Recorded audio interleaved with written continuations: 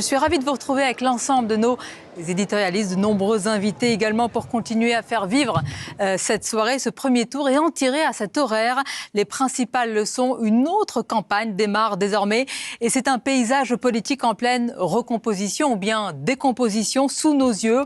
On va bien sûr analyser le jeu des plaques tectoniques politiques, le tout avec notre partenaire Opinionway. Comment vont se dessiner désormais les jours d'après? Si les partis traditionnels se sont effacés, effondrés, il y a ce soir 3 grands blocs qui se dégagent. Un bloc central, libéral, européen, Emmanuel Macron. Un bloc à la gauche de la gauche, populaire, Jean-Luc Mélenchon. Et un bloc national, nationaliste, Marine Le Pen. 3 grands blocs et 2 France peut-être ce soir. Et une autre campagne qui démarre. Je vous présente les invités autour de nous. Patrick Mahé, bonjour à vous. Bonsoir. Merci d'être là. Bonsoir. Directeur général de la rédaction de Paris Match. À vos côtés, Jean-Alain Capelle pour le Rassemblement national. Bonsoir ou bonjour. Louis Dragnel nous accompagne. Merci d'être là. Lui, bonsoir. Chef du service politique d'Europe 1. Mathieu Bock-Côté est avec nous, sociologue et penseur. Bonsoir à vous. Gabrielle Cluzel, bonsoir. Directrice de la rédaction du Boulevard Voltaire. Et nous sommes avec Hervé Morin, bonsoir. Président de la région Normandie, président des centristes et soutien de Valérie Pécresse. Peut-être déjà à cet horaire-là, Louis Dragnel, pour commencer un premier tour. C'est une autre campagne qui démarre désormais. En fait, oui, c'est clairement une nouvelle campagne. Et il suffisait d'écouter Emmanuel Macron pour comprendre qu'en fait, sa vraie campagne commence ce soir. Ce soir où il va vraiment vouloir essayer de tendre le match face à Marine Le Pen. Et d'ailleurs, pour Marine Le Pen, c'est un peu la même chose. Alors, dans des configurations un peu différentes, parce que Emmanuel Macron, ce soir, bénéficie quand même du soutien et du report de de tous les petits candidats qui ne sont pas parvenus à se qualifier. Et puis, de l'autre côté, Marine Le Pen bénéficie donc du soutien d'Éric Zemmour, qui a appelé clairement à voter pour elle.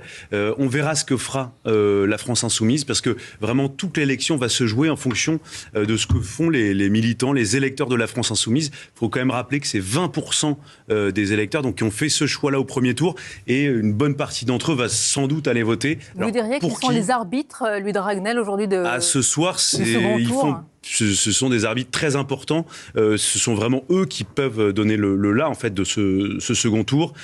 On a entendu la consigne de Jean-Luc Mélenchon qui appelle pas explicitement à voter pour Emmanuel Macron, mais qui a répété plusieurs fois que c'est hors de question de voter pour lui, en tout cas pour Marine Le Pen. Il invite ses électeurs à faire pareil. Il dit pas une seule voix pour Marine Le Pen, mais on sait bien, vous savez, pendant des années, il y a eu des théories sur le fait que l'électorat RN était assez proche de la France Insoumise, et il y avait beaucoup de gens d'ailleurs qui reprochaient à Marine Le Pen d'avoir une campagne de gauche sur les questions économiques et sociales.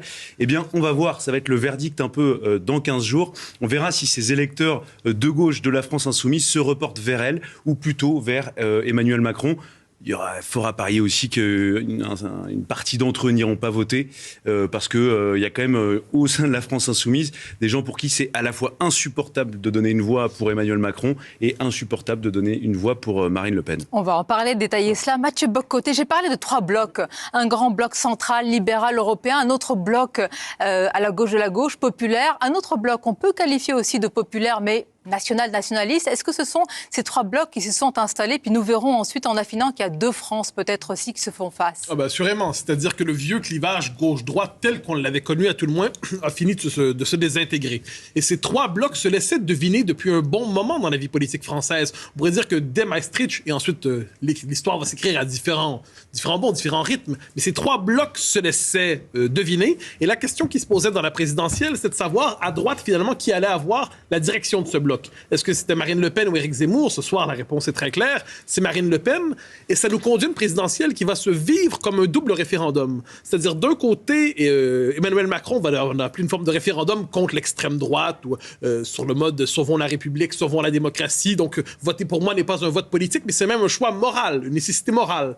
Et de l'autre côté, Marine Le Pen va en appeler une forme de vote insurrectionnel, en disant « c'est moi qui peux le battre ». Et il y a un sentiment anti-Macron qui existe. Elle va dire « votez pour moi, c'est moi seul qui peux le battre ». Et de ce point de vue, elle va interpeller les électeurs de la France Insoumise.